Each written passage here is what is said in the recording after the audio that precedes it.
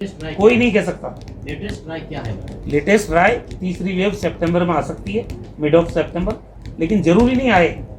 अगर ये जिस ढंग से हम सावधानी बरतेंगे, हमने सेकंड वेव के टाइम में भी कहा था पहले, अगर आप मास्क लगा के रहेंगे, बार बार हाथों को सैनिटाइज करेंगे, 2 गज की दूरी बना के रखेंगे, समूह में अनावश्यक रूप से एकत्रित नहीं होंगे और टाइम पे अपने आप को वैक्सीनेट करा लेंगे, तो दूसरी तीसरी वेव नहीं आएगी।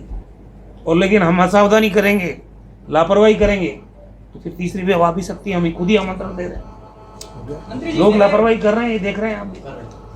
ये सेकंड वेव नहीं आएगी, अचानक आ गई, और अचानक आई तो राजस्थान में 9,500 लोगों की कैजुअलिटी हुई है अब तक कोरोना में। उसमें से 6,500 लोग 1.5 महीने में चले गए। इतनी भयावह थी वो डेल्टा और डेल्टा प्लस वेरिएंट की।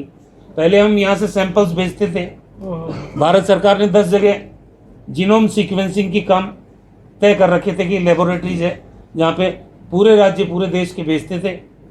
वो 2 महीने में रिपोर्ट आती थी, पता ही नहीं चलता था, तब तक वेव निकल जाती थी। ट्रीटमेंट प्रोटोकॉल प्रॉपर तरीके से तय नहीं हो पाता था कि वेरिएंट कौन सा है। अब की बार मुख्यमंत्री जी ने SMS हॉस्पिटल में जीनोम सीक्वेंसिंग अकेला राजस्थान है जहाँ पे शुरू किए, ताकि हमारे वेरिएंट का तत्काल पता चल जाए और ट्रीटमेंट प्रोटोकॉल भी शुरू हो जाए। प्लाज्मा थेरेपी की सुविधा डेवलप हुई है। आपने देखा होगा राजस्थान में जिस ढंग का ट्रीटमेंट प्रोटोकॉल रहा, पहले 4 दवाओं का कॉम्बिनेशन था, कुल मिला के इसीलिए हम हमारे पैरामीटर्स में पूरे कंट्री में सबसे आगे रह पाए।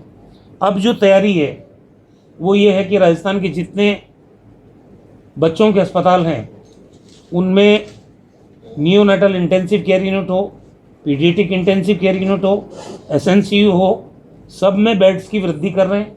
सेंट्रलाइज ऑक्सीजन पाइपलाइन लग रही है, मल्टी पैरा मॉनिटर सिस्टम लग रहा है, तो बेड्स की कमी नहीं रहे आने वाले चुनौती को देखते हुए, और उस पर काम चल रहा है। यहाँ कोटा में भी आपने देखा होगा करीब 3 करोड़ से ज़्यादा की लागत से ये नीकू का निर्माण हुआ है। आज हम देख के भी आए उसको।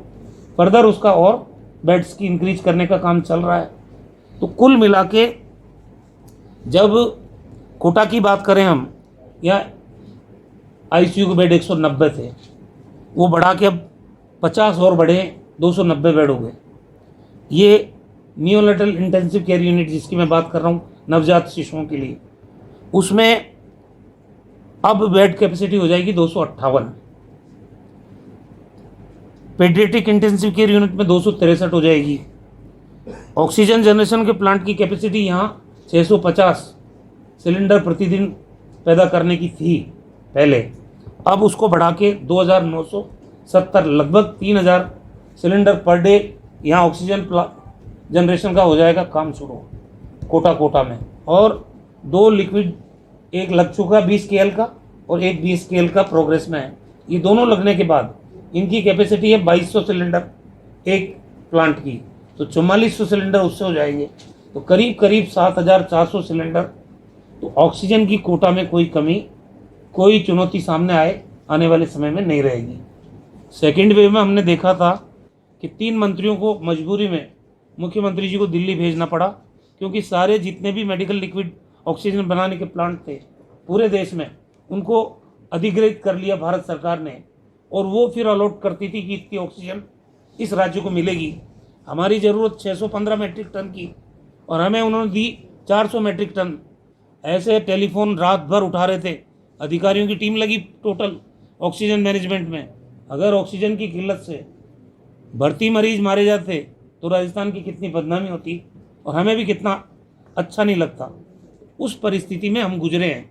3 मंत्री वहाँ गए, धारीवाल साहब थे, मैं गया, BD कल्ला साहब गए। हमने वहाँ के भारत सरकार के मंत्रियों से रिक्वेस्ट की, अनुनय विनय की, तब भी हमें पूरी ऑक्सीजन मिली नहीं। रेमडेसिविर की किल्लत, टोसिलिजुमैब की किल्लत, म्यूकोरमाइकोसिस जो ब्लैक फंगस है उसकी दवा, एम्पोटेरेशन बी, उसकी किल्लत, सबकी राशनिंग कर दी उन्होंने। हमें जितनी ज़रूरत थी मिली नहीं। हमारा अपना प्लांट था आयोनेक्स भिवाड़ी में जो 120 मैट्रिक टन बनाता है, वो भी उन्होंने अपने अधिकार क्षेत्र में ले लिया। तो इस महामारी से हमने सबक लिया कि राजस्थान को हम आत्मनिर्भर बनाएंगे ऑक्सीजन के मामले में, और उसी दृष्टिकोण से 120 मैट्रिक टन की जनरेशन का काम तो धारीवाल साहब ने हाथ में लिया। टोटल राजस्थान में 400 जनरेशन के प्लांट लग रहे हैं अभी, और लिक्विड ऑक्सीजन के प्लांट भी, जैसे कोटा में एक लग चुका है 20 KL का, और एक 20 KL का और लग जाएगा। बाकी भी जहाँ मेडिकल कॉलेजेस हैं वहाँ पे हम लिक्विड स्टोरेज का ऑक्सीजन प्लांट वहाँ भी लगा रहे हैं। उसके अलावा जितने भी लग रहे हैं, हमने 50,000 ऑक्सीजन कंसनट्रेटर परचेज किए। जहाँ पे ऑक्सीजन जनरेशन के प्लांट नहीं लग रहे, उन PSC CSCs में हम ऑक्सीजन कंसनट्रेटर देंगे, ताकि आदमी को उसकी ज़िंदगी बचाने के लिए ऑक्सीजन सप्लाई मिल सके।